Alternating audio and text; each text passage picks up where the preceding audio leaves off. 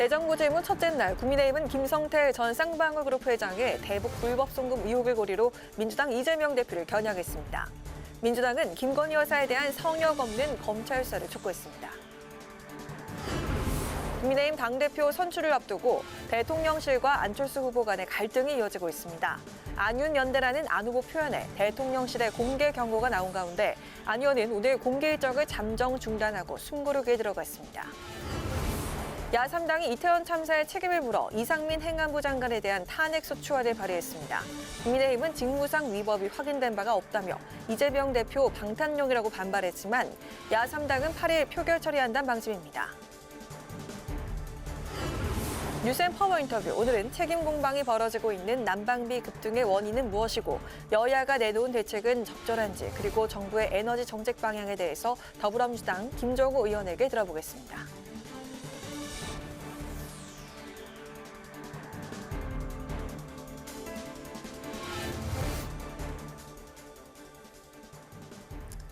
여러분 안녕하십니까? 2월 6일 의정 종합뉴스 뉴스엔 시작하겠습니다.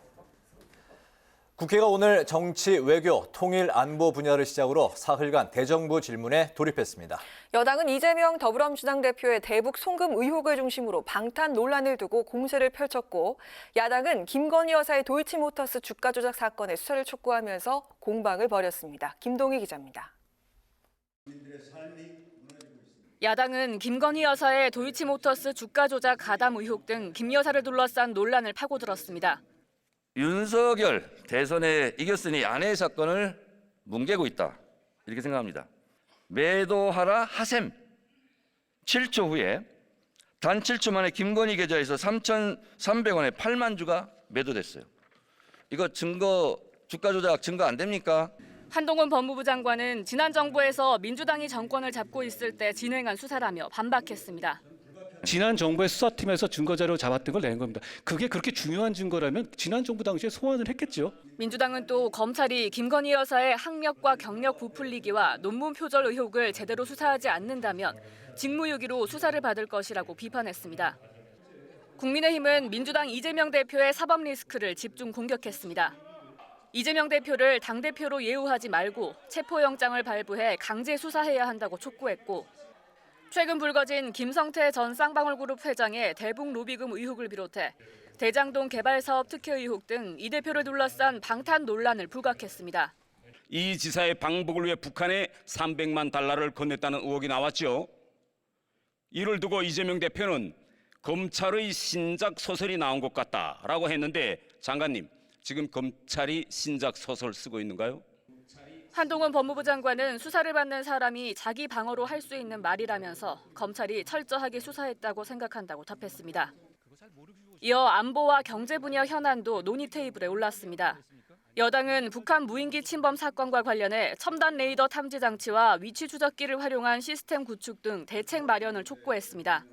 무인기와 드론을 인구 밀집 지역에 도달하기 전에 격추시키기 위해서 30분 이내에 조치가 완료되어야 한다고 하는 것입니다. 야당은 난방비 폭탄 등을 언급하며 국제에너지 가격 상승에 대비한 취약계층이나 중소기업에 대한 대책을 정부가 일찍 마련했어야 한다고 지적했습니다. 한전에 우리가 그 회사채 발행에서도 드러났듯이 이 국가 재정을 투입해서 이 문제를 해결하는 그런 노력은 전혀 기울이지 않고 있습니다. 이에 한덕수 국무총리는 점진적으로 정상화해야 할 문제라고 답했습니다. 점진적으로 계속 정상화를 해야 되는 아주 중요한 우리의 과제고, 이런 과정에서 우리가 신재생 에너지와 원자력을 적절하게 조화시키는. 이 밖에 민주당은 역술인 천공의 대통령 관저 결정 개입 의혹을 두고 진실이라면 정권의 존립을 흔드는 일이라고 지적했고, 국민의힘은 러시아와 우크라이나 전쟁이 장기화하는 상황에서 인도적 차원에서 우크라이나에 대한 지원 규모를 확대해야 한다고 당부했습니다. 국회 방송 김동희입니다. 지난 주말 안철수 국민의힘 당대표 후보와 대통령실 간 설전이 벌어졌습니다. 안 후보의 유난연대 발언에 대해 사실상 윤석열 대통령이 경고 메시지를 내면서 파장이 커졌는데요. 윤 대통령까지 비판에 나서자 안 후보는 오늘 아침 언론 인터뷰 이후 일정을 중단하면서 일단 숨고르기에 들어갔습니다. 보도에 홍예진 기자입니다. 국민의힘 전당대회 신경전이 대통령실까지 가세하면서 과열되고 있습니다. 지난 주말 윤석열 대통령 지시에 따라 정진석 국민의힘 비대위원장을 찾은 이진복 대통령실 정무수석이 공개적으로 안 후보를 비판한 겁니다. 이 수석은 안 후보가 쓴 안윤연대라는 표현은 잘못됐고 대통령을 선거에 끌어들여선 안 된다고 직격했습니다. 대통령실이 공개적으로 비판에 나서자 안 후보 일단 자세를 낮췄습니다. 제 의도는 윤 대통령님의 국정 과제를 정말 충실하게 그리고 또 존중하면서 실행에 옮기겠다는 그런 뜻이었는데요. 네. 그걸 나쁜 표현이라고 그렇게 생각하신다면 저는 쓰지 않을 생각입니다. 안 후보는 오전 라디오 인터뷰 이후로 예정됐던 무료 배식 봉사 일정 등을 모두 취소하고 숨고르기에 들어갔습니다. 다만 안 후보는 당내 경선에 대통령실이 개입하는 건 문제가 있고 이른바 윤핵관에 대한 걱정이 있는 것도 사실이라고 거듭 지적했습니다. 윤핵관과 대립하고 있는 이준석 전 대표는 물론 천하람 당대표 후보도 윤핵관 간신배 표현이 불편한 건 그들뿐이라며 날을 세웠습니다. 윤심, 윤핵관 논란으로 전당대회가 혼탁해지자 선거를 이끌고 있는 정 비대위원장은 경고성 메시지를 냈습니다. 간신배니 무슨 자꾸 요 윤핵관이라는 악의적인 프레임 이런 걸 자꾸 들먹이면서 도가 지나치게 될 경우에는 저희들도 적절한 조치를 취할 것을 분명히 경고해 둡니다. 예. 다만 정 비대위원장은 윤 대통령이 선거에 개입한다는 비판에 대해선 난센스라고 일축했습니다. 이런 가운데 경쟁자인 김기현 후보는 지난 주말엔 불출마한 나경원 전 의원을 찾아 힘을 보태줄 것을 요청했고 오늘은 경기도 일대를 훑으며 지지를 호소했습니다. 김 후보는 안 후보와 대통령실 간 갈등엔 거리를 두는 모습입니다. 하지만 두 후보의 지지율이 계속 접전을 벌이는 양상을 이어간다면 치열한 신경전이 불가피해 보입니다. 국회방송 홍혜진입니다. 더불어민주당과 정의당, 기본소득당 등 야 3당이 이태원 참사 대응 부실의 책임을 묻기 위해 이상민 행정안전부 장관의 탄핵소추안을 발의했습니다. 이 장관의 탄핵소추안은 모레 표결 처리될 전망인데 국민의힘은 이재명 민주당 대표 방탄용이라고 거세게 반발했습니다. 박지영 기자가 취재했습니다. 주말 의원들의 의견 수렴 후 의원총회를 통해 이상민 행정안전부 장관의 탄핵소추안 당론 발의를 결정한 더불어민주당. 이 장관의 탄핵소추가 필요하다는 의견이 압도적이었다며 곧바로 탄핵 절차를 밟았습니다. 이태원 참사의 책임을 물어 당론으로 이상민 행정안전부 장관의 탄핵소추안을 발의하기로 결정했습니다. 민주당은 정의당, 기본소득당과 함께 이 장관의 탄핵소추안을 공동으로 제출했습니다. 탄핵소추 배경에 대해 야 3당은 이 장관이 재난 안전을 책임지는 주무부처 장관으로서 참사 사전 예방과 사후 대응이 부실했고 참사 이후엔 책임 회피성 발언 등으로 공직자로서의 최소한의 품위마저 저버렸다고 설명했습니다. 행안부 장관 본인도 그리고 윤석열 대통령도 사퇴나 파면을 고려하고 있지 않기 때문에 이제는 국회가 국민의 뜻을 받들어서 탄핵 소추에 나서는 것이 적절하다고. 버티면 된다고 생각하지 않으셨으면 좋겠습니다. 그 직무를 다하지 못했으면 그에 따른 책임을 응당 지는 것이 당연하다. 이 장관의 탄핵소추안은 오늘 정치외교 통일안보 분야 대정부 질문을 위한 본회의에 보고됐습니다. 보고 24시간 이후 72시간 이내에 표결 처리해야 한다는 국회법에 따라 야 3당은 모레 수요일 교육, 사회, 문화 분야 대정부 질문을 위한 본회의를 이 장관의 탄핵소추안 처리 시점으로 잡았습니다. 국민의힘은 탄핵 요건에 해당하지 않는다며 반발했습니다. 이 장관은 경찰 수사에서 직무상 위법성이 전혀 확인된 바 없다고 주장하고 민주당의 탄핵 추진 목적은 오로지 이재명 대표의 방탄이라고 맹 비난했습니다. 이도 저도 안 되니 이제 169석으로 탄핵소추안이라도 통과시켜서 이상민 장관의 직무라도 정지시켜 보겠다는 속셈입니다. 국무위원 탄핵소추안은 재적의원 과반 이상 찬성으로 처리가 가능하기 때문에 원내 과반을 차지한 169석의 민주당 단독으로도 처리가 가능합니다. 탄핵 소추안이 가결되면 즉시 이 장관의 직무는 정지됩니다. 하지만 헌법재판소 탄핵 심판 과정에서 신문검사 역할을 하는 소추위원을 국민의힘 소속 법사위원장인 김도읍 의원이 맡게 돼 실제 탄핵까지 이어질지는 미지수란 전망이 나옵니다. 국회 방송 박지영입니다. 여야 지도부는 오늘 오찬을 겸한 회동을 갖고 2월 임시국회 현안을 논의했지만 정부 조직법 개편을 비롯한 주요 쟁점 사안에 대해 이렇다 할 접점을 찾지 못했습니다. 남수지 기자가 전합니다. 주호영, 박홍근 여야 원내대표와 양당 정책위의장, 원내수석 부대표와 정책수석 부대표 등 여야 지도부가 모처럼 여의도 한 식당에 모였습니다. 특별한 그건 없고 그냥 밥 한 번 먹는 자리니까. 오늘 특정한 의제를 가지고 만난 건 아니고요. 여야 원내대표는 가벼운 식사 자리라고 밝혔지만 원내 지도부가 만난 자리인 만큼 정부 조직법 개편을 비롯한 일부 주요 현안에 대해 논의했습니다.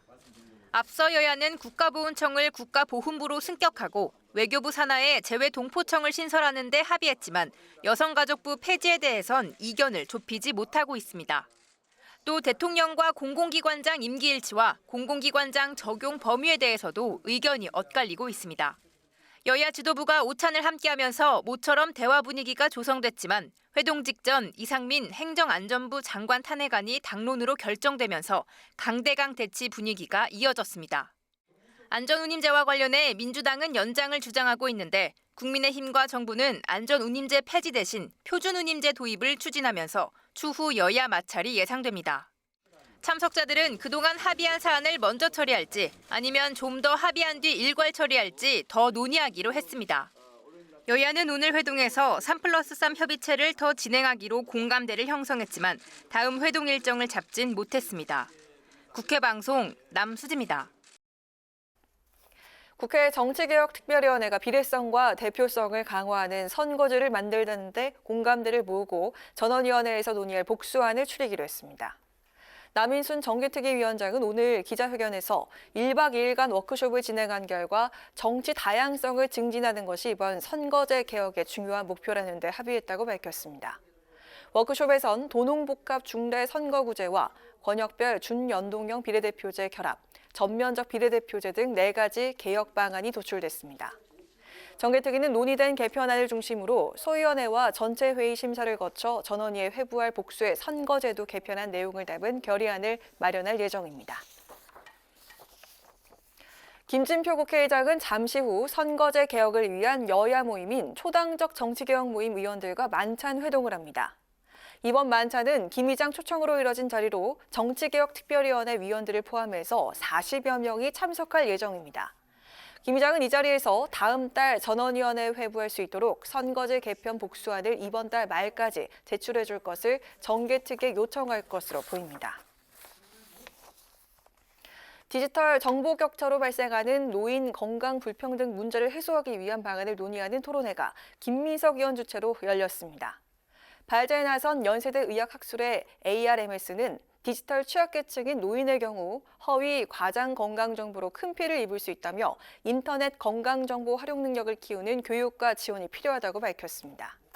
특히 전 단계로 이어지는 원스톱 정책에 대한 논의가 이뤄져야 한다면서 이를 위해 노인 디지털 리터러시, 헬스 리터러시를 총괄하는 부처가 만들어져야 한다고 강조했습니다. 김민석 의원은 디지털 정보 격차가 신체적, 정신적 건강의 격차로 이어질 수 있다는 데 공감하고 노인과 장애인 등을 모두 포함한 디지털 리터러시 정책을 만들기 위해서 노력하겠다고 말했습니다. 김진표 국회의장은 오늘 국회 사무처 상반기 승진 임용자 14명에게 임명장을 수여하고 축하와 격려를 전했습니다. 김진표 국회의장은 책임이 무거워지는 만큼 한 차원 높아진 직책으로 따뜻한 리더십을 수행해 앞으로 더욱 발전하길 바란다고 당부했습니다.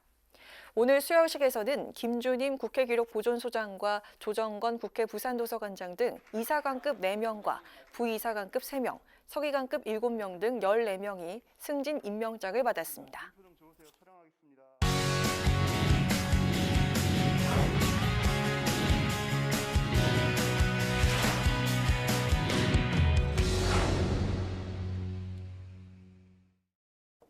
네, 오늘 이슈 분석 장정현 기자와 함께합니다. 장 기자, 어서 오세요. 안녕하세요. 네.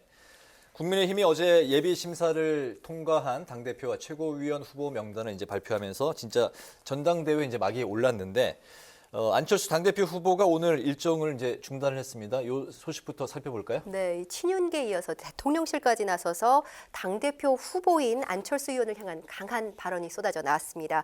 이렇게 친윤계들로부터 집중 견제를 받고 있는 안 의원, 오늘 낮부터 예정됐던 공식 일정을 모두 취소하고 일단 숨고르기에 들어갔는데요. 다만 아침에 한 라디오 시사 프로그램 인터뷰에는 응했는데 윤핵관이나 안윤연대라는 표현이 나쁜 표현이라면 자신도 쓰지 않을 생각이라면서 한 발 물러서는 모습을 보였습니다. 하지만 인터뷰에서 대통령실의 선거 개입은 있어서는 안 된다고 말하면서 여전히 갈등의 불씨는 남아있다 이렇게 해석이 되고 있습니다. 네, 지난달에 그 나경원 전 의원이 당대표 불출마를 이제 선언할 때도 윤심 논란이 일었었잖아요. 이번에 그 안철수 의원도 상황이 좀 비슷해 보이네요. 네, 윤석열 대통령과 안 의원의 이 갈등 상황은 지난 1일 안 의원이 윤안 연대를 언급하면서 표면화됐습니다. 대통령실에서는 의원 신분으로 당대표 선거에 나선 안 의원이 윤 대통령과의 연대를 언급한 것 자체가 무례하다 이렇게 받아들인 것으로 알려졌는데요. 이진복 정무수석도 어제 대통령과 당대표 후보가 어떻게 동격이냐 이렇게 기자들에게 반문하면서 사실상 안 의원에게 반윤의 쐐기를 박은 게 아니냐는 이야기가 나왔습니다. 안 의원은 그동안 사실상 넓은 범위의 이 범친윤을 자처해 왔는데요. 이번에 이렇게 대통령실로부터 윤안연대, 윤핵관 발언을 강도 높게 비판받으면서 안 의원이 일정을 재개한 뒤에는 과연 어떤 입장을 내놓을지 주목이 됩니다. 네, 안철수 후보는 그동안 이제 대통령실 인수위원장도 맡고 그 윤심에서 그렇게 이제 멀리 떨어진 인사는 아니다 이렇게 이제 분류가 됐던 것 같은데 지금 일련의 이런 상황은 좀 어떻게 바라봐야 될까요? 네, 윤 대통령과 안 의원 갈등 배경에는 이미 여러 사례가 축적이 돼 있다 이런 이야기가 있습니다. 지난 대선에서 단일화를 통해 이 공동 정부를 약속했던 두 사람이지만 윤 대통령이 첫 내각을 꾸리는 과정에서 안 의원 측 인사들의 장관 임명을 놓고 갈등이 있었고요. 이태원 참사 당시에도 안 의원이 이상민 행안부 장관 등을 경질하라고 주장하면서 윤 대통령의 국정 운영에 대립각을 세웠다는 겁니다. 대통령실이 나경원 전 의원에 이어서 이 안철수 의원에 대해서도 직접적으로 비난을 이어가면서 이번 전당대회 이 대통령의 당무 개입 논란은 가라앉지 않고 있는데요. 대통령이 당무에 개입해서는 안 된다는 안 의원 측과 윤안연대, 윤심으로 오히려 안 의원이 대통령을 경선에 끌어들였다는 친윤계 측 공방이 초반 전당대회를 뜨겁게 달구고 있는데 이번 주 책임 당원들이 예비경선 투표권을 행사하는 데 있어서 어떤 결과가 나올지도 주목이 됩니다. 네, 그런가 하면 이제 양강 중 이제 나머지 한 명인 김기현 의원은 나경원 전 의원 이제 달리기에 이제 들어갔는데 그 자택 방문에 이어서 그 나경원 의원 그 가족 여행지까지 찾아갔네요. 네, 그렇습니다. 김기현 의원이 어제 나경원 전 의원을 만나기 위해 강릉행을 했다고 하는데요. 네.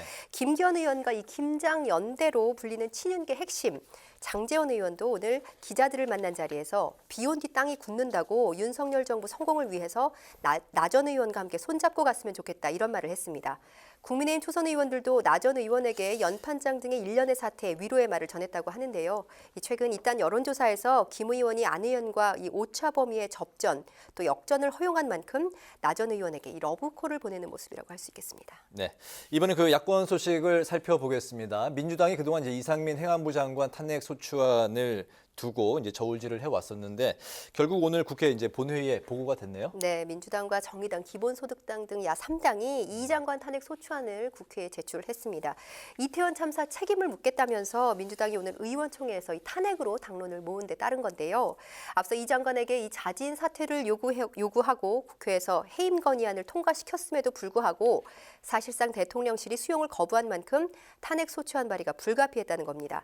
민주당이 고민해왔던 부분은 이 탄핵 소추안이 실효성이 있느냐였는데요. 본회의에서 탄핵 소추안이 가결되더라도 헌법재판소에서 인용될지 여부가 미지수이기 때문입니다. 이 탄핵 심판에서 검사 역할을 맡는 소추위원이 국회 법사위원장인데 현재 법사위원장은 국민의힘 김도읍 의원이기 때문에 야당이 강행한 탄핵에 협조할 리 없다는 이유에서입니다. 이 탄핵 소추안이 국회에 보고된 만큼 모레 본회의에서 표결이 추진될 것으로 보이고요.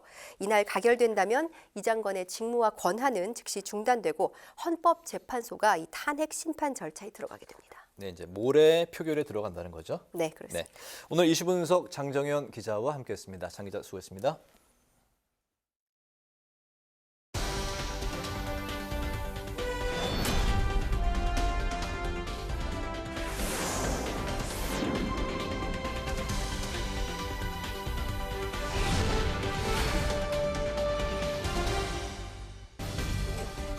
2월 6일 정치권의 뜨거운 말말말 강하랑의 정치톡 시작하겠습니다. 자, 오늘의 첫 번째 정치톡은 바로 영린입니다.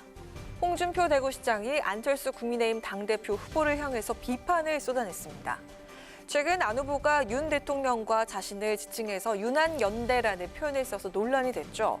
이를 두고 홍준표 시장은 영린을 건드린 것이라고 평가했습니다. 영린은요, 용의 목 아래 거꾸로 붙어있는 비늘이란 뜻으로 권력자의 노여움을 비유한 표현입니다. 윤한연대를 거론해서 대통령의 노여움을 샀단 건데요. 대통령실도 강한 불쾌감을 드러냈죠.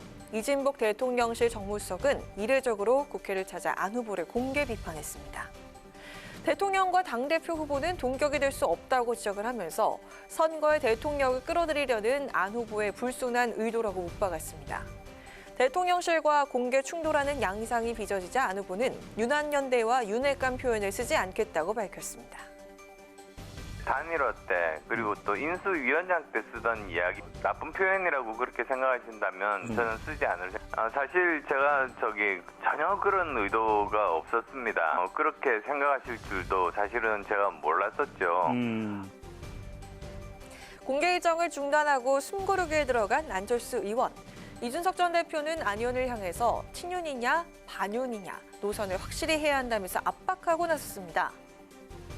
안철수 후보는 바이든이냐고 들었습니까? 날리면이라고 들었습니까?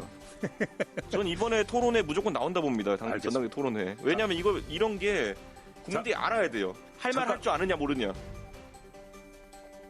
비윤이냐 반윤이냐 친윤이냐.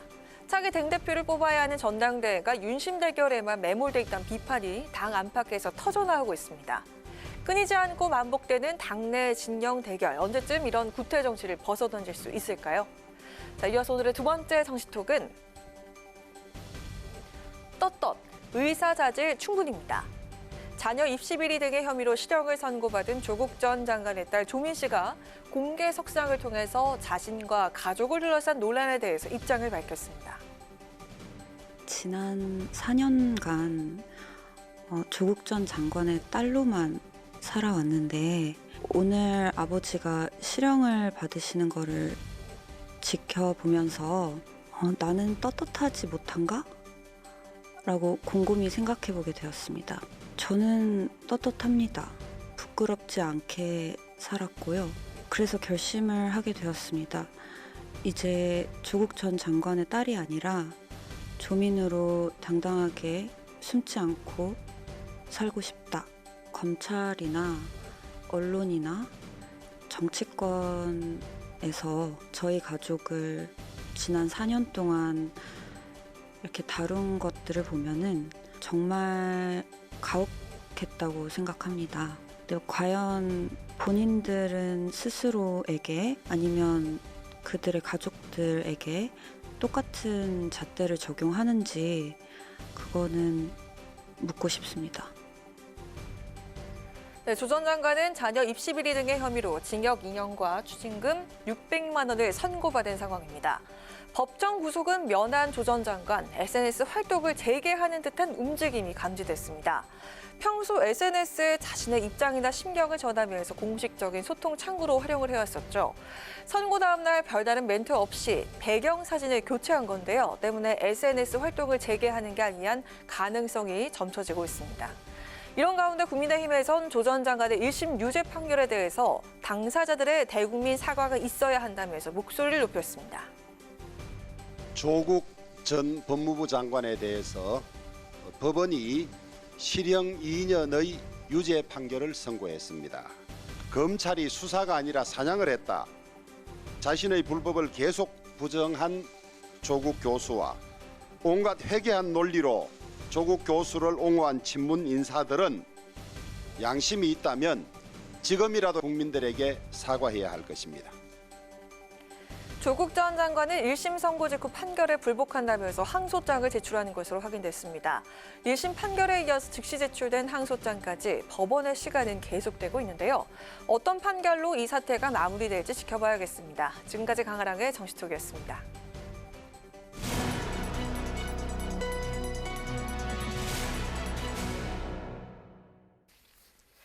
네, 국민의힘 당대표 예비 경선에 김기현, 안철수, 윤상현, 조경태, 천하람, 황교안 등 6명의 후보가 진출했습니다. 오늘 이제 그중에 한 분인데요.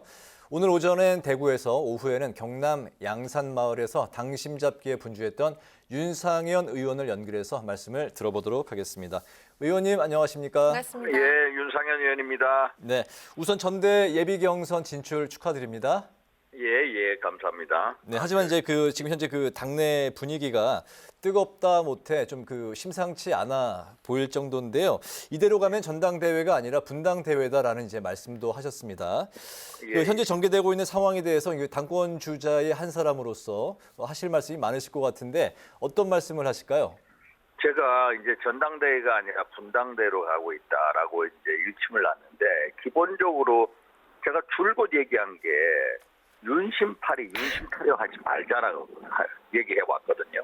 대통령 선거에 끌어들이지 말자라고 했는데 어땠습니까? 김장연대, 윤한연대가 윤심파를 했어요. 대통령 식사 한 번 했다, 면담 한 번 했다, 언론 플레이 한 거. 이거 윤심파리거든요. 저는 일부러 전혀 한 번도 끌어들이지 않았어요. 윤한연대가 윤당연대다. 윤상에는 다하고 연대한다. 이렇게 했는데, 그러니까 윤안연대에 대해서 대통령실이 발칵 뒤집어서 입장을 내고 했는데, 이게 결국에는 이제 보기 좋은 모습은 아닙니다. 이게 참 공정성 시비가 있을 수 있거든요. 그래서 좀 대통령실은 좀 서운해도 전당대회 관련한 발언은 좀 자제하고요. 또 특히 비대위원장, 선관위원장이 나서야 됩니다. 그분들이 결국은 심판이면은 좀 반칙행위를 한 사람에 대해서는 옐로우 카드, 레드 카드를 내야 되는데 가만히 있어요. 그래서 당규 37조에 위반되는 사람들한테는 강력 징계나 경고를 할 수도 있고, 또 대통령실에 대해서도 한마디 할 수가 있고, 이런 걸 해야 되는데 그런 상황이 안 돼가지고 좀 안타깝습니다. 네. 자, 1차 컷오프로 구도가 좀 명확해지면서 후보들에 대한 비교 평가가 이제부터 시작일 텐데요. 이번 전대로 탄생이 될 지도부의 궁극적인 목표가 내년 총선이 아니겠습니까? 내년 총선 승리인데요. 의원님께서는 수도권과 충청 표심에 소구력이 있다는 게 참 경쟁력이 될 것 같은데, 다른 후보들과 우리 윤상현 의원님만의 차별성, 어떤 걸 부각시킬 전략이실까요? 저는 이제 좀 충청의 아들이거든요. 충청남 청양 출신이고요.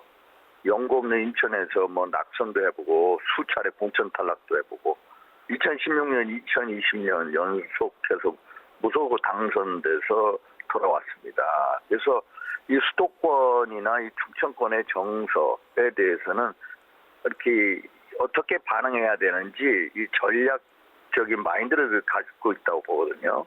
그래서 다른 건 몰라도 수도권에서 이기는 선거를 할 자신이 있다라는 말씀을 드립니다. 보면은 우리 수도권의 의석수가 거의 없습니다. 서울이 49개 의석 중에 국민의 의석수 지난 총선에서 8개 얻었고요. 경기도 59개 의석 중에 7개 얻었고요. 인천 13개 의석주 중에 1석, 제가 무소속까지 해서 2석입니다. 총 121석 중 수도권, 서울, 경기, 인천 중에 우리 국민의 의석수는 17석 얻었습니다. 나머지 거의 민당이 가져갔습니다. 그러니까 이런 민당의 압도적인 의석 때문에 우리가 윤석열 정부의 일을 못하는 거거든요. 그래서 참 수도권 선거에서 싸울 수 있는 사람이 누구냐. 그래서 저는 만약에 전략을 얘기한다면 수도권의 젊은 인재들 과감하게 발탁하겠다. 수도권 좋은 지역의 텃밭에서 젊은 인재도 넣고, 또 예를 들어서 한동훈 같은 분들도 영입해오고, 이런 과감한 혁신 공천이 있어야 되겠다. 이런 말씀을 드립니다. 네.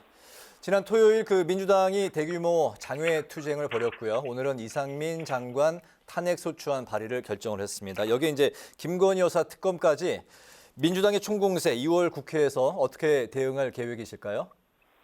그러니까 참 민당은 너무 국민을 저버리고 있다.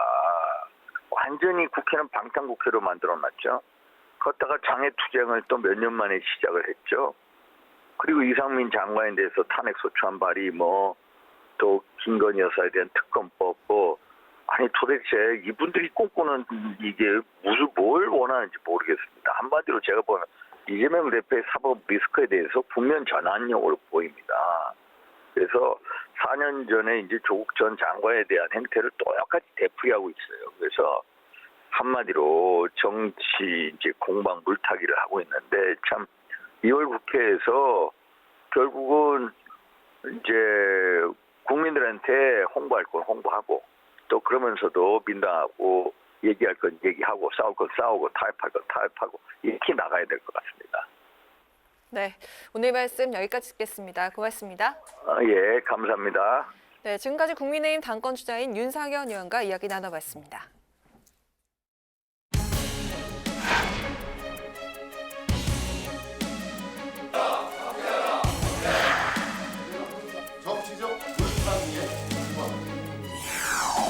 문재인 정권의 탈원전 정책이 2023년 혹한의 대한민국의 난방비 대란을 보냈습니다. 이 윤석열 정권이 무자 감세에 말리는 그 정성에 그 열정에 10분의 1만 국민들의 관심을 쏟아도 사실 이런 문제들을 충분히 해결할 수 있다고 생각합니다.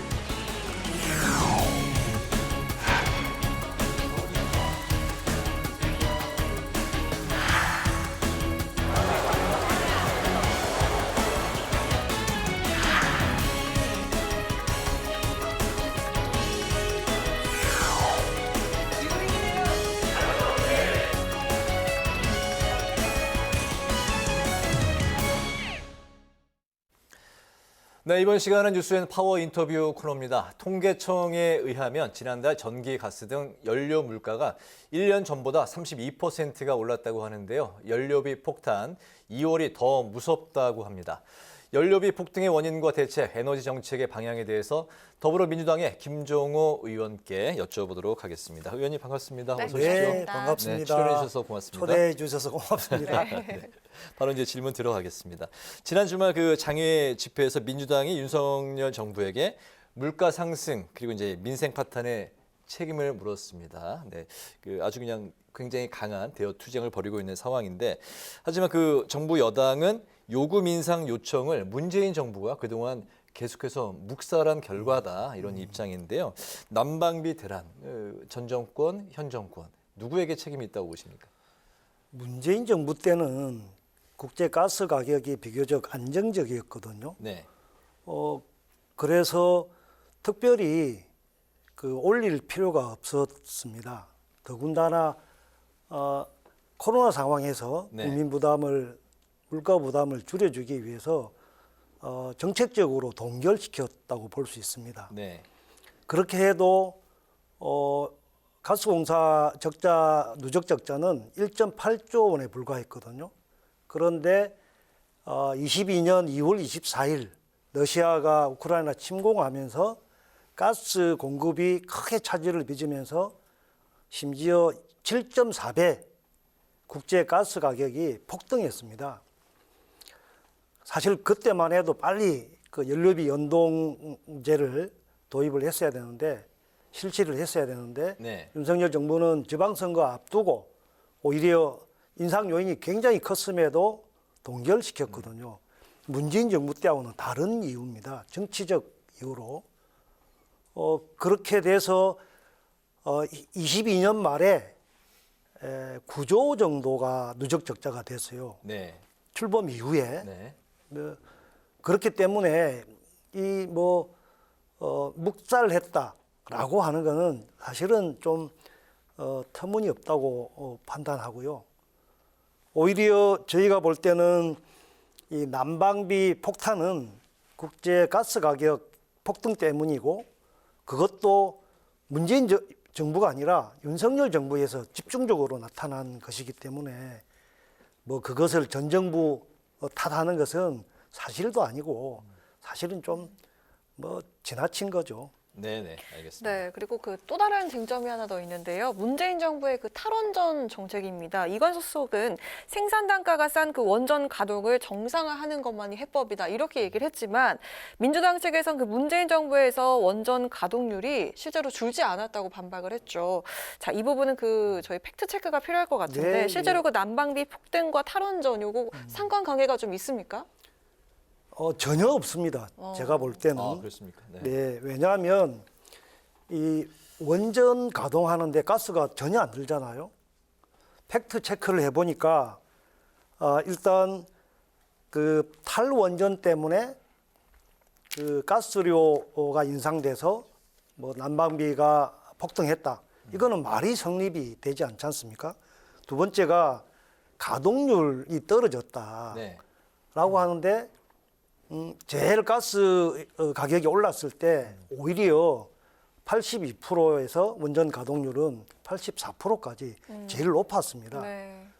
가스도 사용하지 않죠. 오히려 가스 가격이 폭등했을 때는 가동률이 높아졌습니다. 그래서 이것도 사실 터무니없는 정치 공세에 불과하다. 네. 알겠습니다. 네. 이제 국민들이 사실 이제 정치권에 바라는 건 진정한 그 민생의 문제가 이제 국민들한테 피부로 좀 잘 왔으면 하는 이제 그런 정책, 책임 공방이 아니라 이제 대책 마련일 텐데요. 정부 여당이 이제 그 에너지 바우처 지원금을 이제 2배 인상하는 네, 2배로 올렸죠. 예, 그리고 이제 난방비 지원을 기초수급자에서 이제 중산층까지 확대하는 방안을 이제 검토하고 있다고 합니다. 이 부분에 대해서는 그 어떻게 바라보고 계실까요? 여전히 부족하다고 생각합니다. 네. 그러니까 이 지난해 윤석열 정부가 올해 예산을 편성할 때 그 에너지 취약계층 지원을 위해서 네. 에너지 바우처 예산을 대폭 줄였습니다.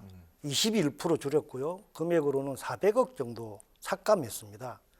그러니까 에너지 약자층이 지금 이 겨울이 더 매섭게 느껴지는 그렇죠. 네. 거죠.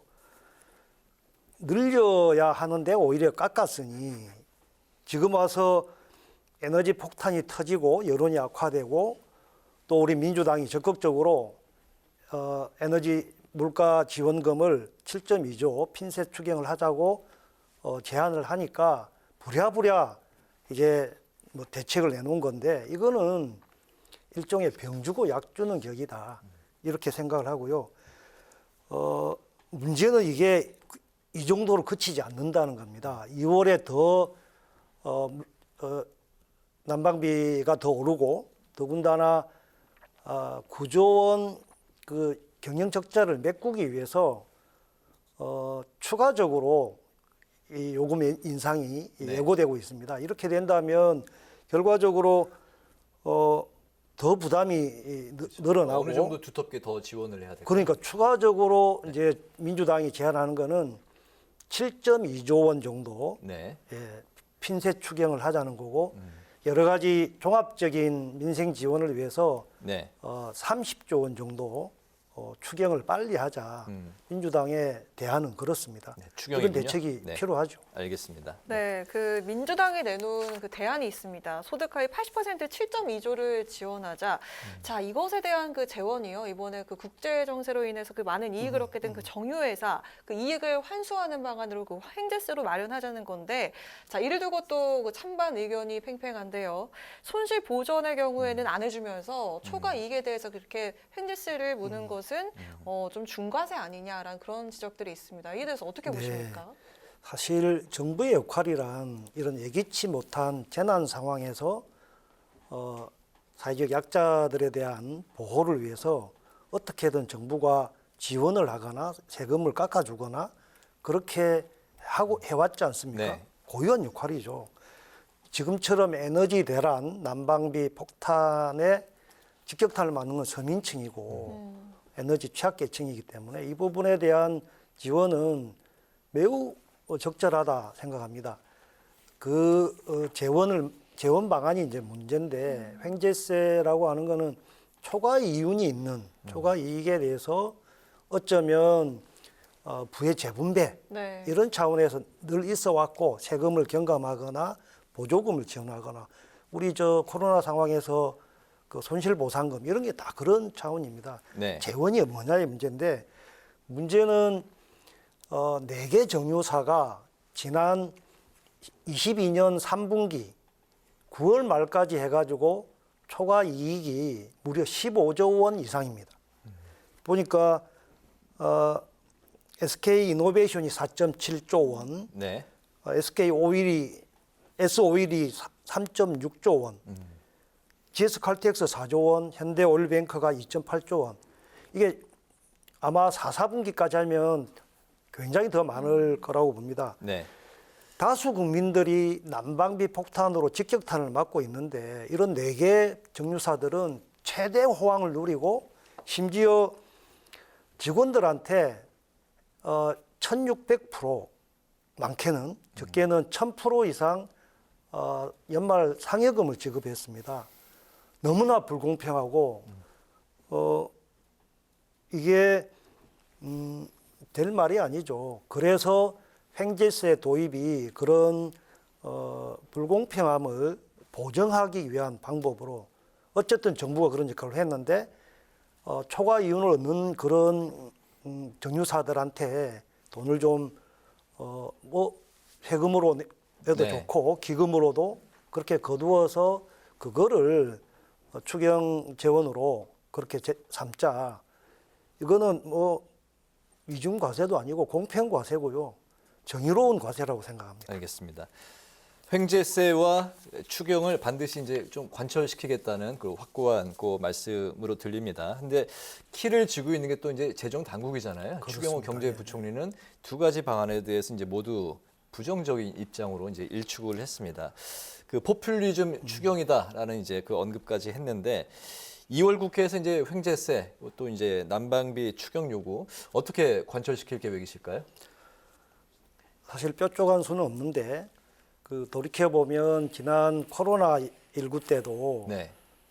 국민의힘은 한사코 확대 재정 추경을 반대했었거든요. 민생 네. 추경을. 지금도 똑같은 이유로 그 민생 추경 30조 원이든 7.2조 물가 지원금이든 에너지 지원금이든 이거 반대를 똑같이 하고 있는데요. 이건 우리 국민들에겐 겨우 코로나 3년 위기를 벗어나고 있는데 또다시 엎친 데 덮친 격으로 물가 폭탄이 지금 터지고 있는 거잖아요. 그러면 이 부분에 대해서 국민의 관점에서 정치적 유불리 이걸 떠나서 정말 민생을 위해서 이거 더 반대할 이유도 없다고 생각합니다. 같이 하면 되지 않습니까? 좀 그렇게 생각하고 적극적으로 저희가 설득하고 결과적으로 국민들이 이 부분에 대한 요구가 높아지고 네. 여건이 악화된다면 그 윤석열 국민의힘 정부도 수용하지 않을 수 없을 거라고 내다봅니다. 네, 사실 그 예산을 들여서 난방비를 지원하는 거는 한시적인 대책이잖아요. 이 문제가 다시 불거질 수 있는데 좀 반복화될 수도 있다고 생각을 합니다. 그렇기 때문에 좀 대책이 필요할 텐데 그 의원님 소속해 계신 산자위에서는 앞으로 어떤 대책을 마련해 나갈 계획이신가요? 이게 화석연료 고공행진이 단기적이고 이례적이 않다고 하는데 문제 심각성이 있습니다. 러시아 우크라이나 전쟁이 언제 끝날지 모릅니다. 네. 더군다나 이 경제 위기가 고금리 추세가 유지가 되고 있고 고물가 되고 있습니다. 그래서 이 부분에 대해서 그 우선 에너지 물가 지원금 추경 편성이 우리 산자중기위에서 빨리 의논이 돼야 된다고 보고요. 이게 중장기적으로 대책이 이제는 더 미룰 수 없다고 봅니다.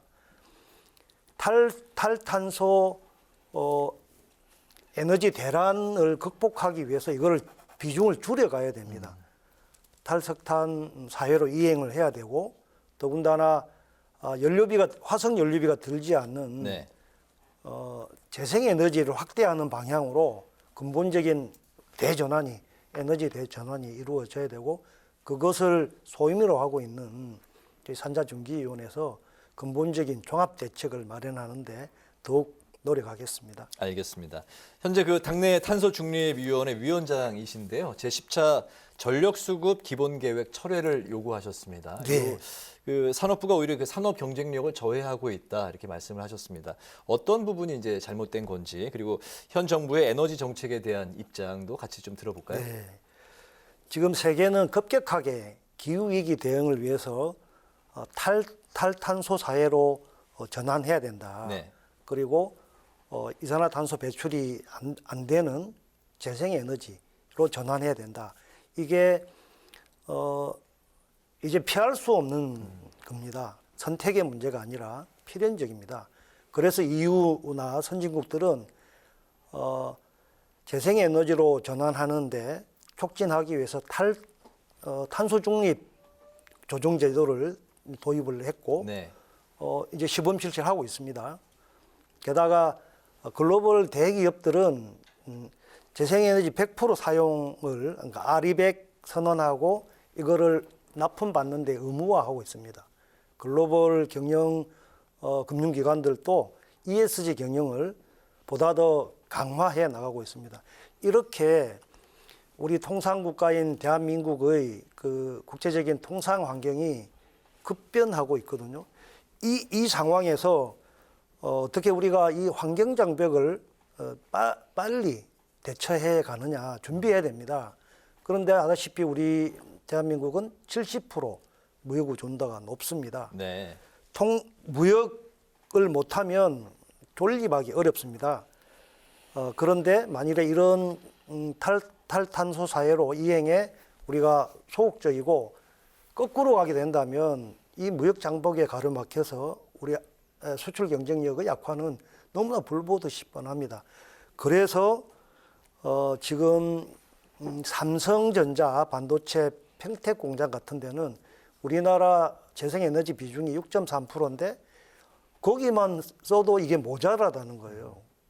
재생에너지 비중을 높여가지 않으면 아마 그런 수출 대기업들은 해외에서 우리나라에서 공급이 안 되니까 해외로 나갈 수밖에 없고 국내 산업의 유출 공동화는 너무나 또 예견된 재난입니다. 그래서 이게 시급하게 재생에너지 비중으로 다시 높여나가는 10차 정기보온 계획이 수정될 필요가 있고 근본적으로 재검토해야 된다.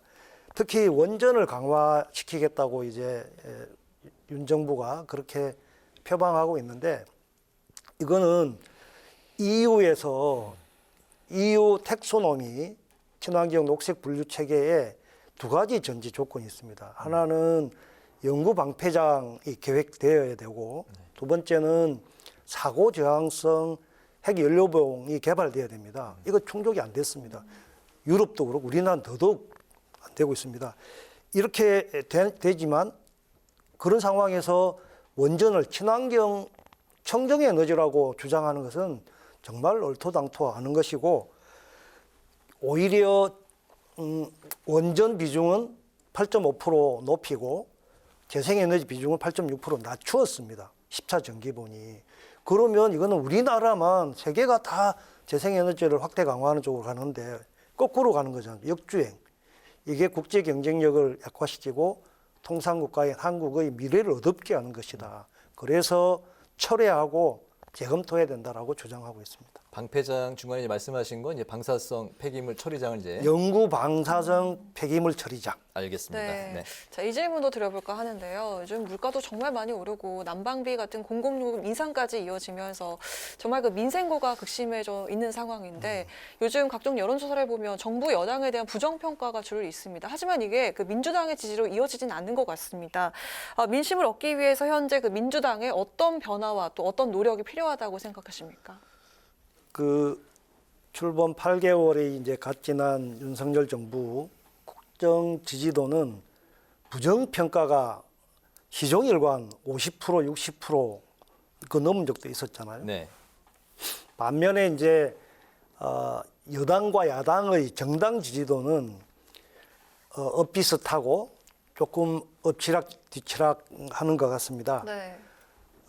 지금까지 역대 대선에 패배한 야당이 허니문 기간에 이 정도로 비슷한 그 정당 지지율은 유례가 없다고 전문가들이 지적을 하고 있습니다. 문제는 국민들 보시기에 민주당이 그 부정평가 윤석열 정부에 대한 부정평가 한 만큼 지지로 오고 있지 않는데 아마 이제 중도층에서 그 좀 더 지켜보고 있는 것 같습니다. 이게 우리한테 오지 않고 무당층으로 머물고 계셔서요. 저희가 네. 더 분발해야 될 대목이라고 생각을 합니다. 문제는 윤석열 정부가 야당을 국정의 파트너, 협치 대상으로 인정하지 않는다는 겁니다. 오히려 그 이재명 당대표에 대한 표적 수사, 야당 탄압하고 있고요. 언론 탄압도 심지어는 게다가 우리 야당에게는 민주당에게는 이 여론 지형이 매우 불리하다. 그렇게 보고 있는데 저희가 더 노력하겠습니다. 알겠습니다. 네. 결국 이제 그 무당층, 중도층은 이제 어디 쪽에서 이제 흡수하느냐가 늘 이제 관건인 것 같습니다. 그렇습니다. 현 정부 들어서 이제 뭐 여야 간에 허니문 기간은 없었던 것 같아요. 협치하자고 해놓고 계속 몰아붙이니까 뭐. 네, 알겠습니다. 오늘 뉴스 이제 파워 인터뷰 마칠 시간이 됐습니다. 오늘은 난방비 급등의 원인과 대책 그리고 에너지 정책의 방향에 대해서 더불어민주당의 김종호 의원과 함께 관련 이야기를 나눠봤습니다. 오늘 말씀 잘 들었습니다. 감사합니다. 네, 고맙습니다. 오늘 하루 종일 뿌연 미세먼지가 도심에 가득했습니다. 이번 미세먼지는 수요일부터 차츰 해소가 될 텐데요.